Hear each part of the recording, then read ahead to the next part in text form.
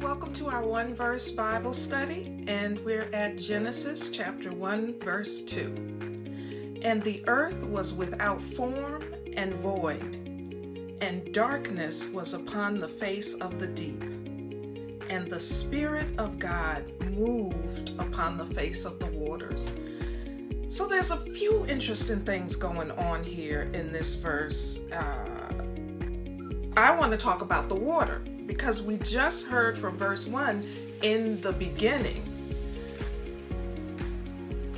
God created the heavens and the earth. So the heavens and the earth is not created when this story starts, but there's water already. It says, and the Spirit of God moved upon the face of the waters. So what was in these waters that predated heaven and earth? That's interesting to me. And we hear about a monster called the Leviathan that may be part of these chaos waters that occasionally break forth into the world. It's a very interesting concept, and it just reminds you that the Bible has a point of view. It's not an encyclopedia. It's not going to tell you every single factual detail about what happened from this point in time to this point in time. It is telling you a story.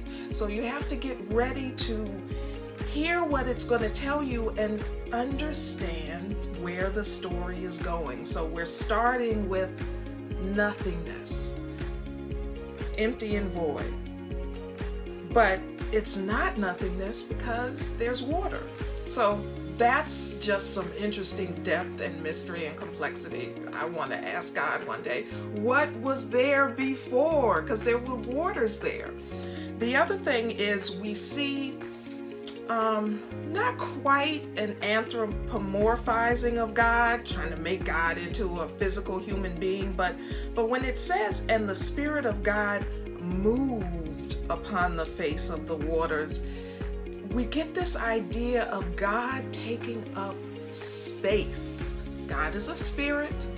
I have to tell people all the time, God is not a man. He does not have a penis or an X or a Y chromosome. So God's not a man. God's not a woman.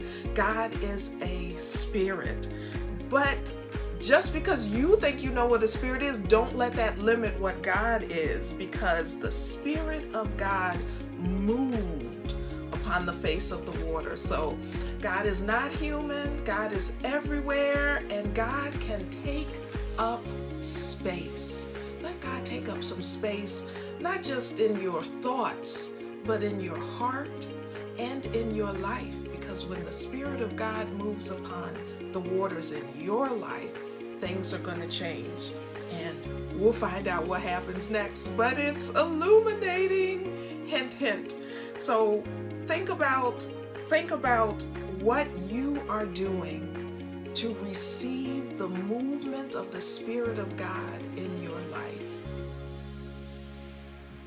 And the earth was without form and void, and darkness was upon the face of the deep, and the Spirit of God moved upon the face of the waters.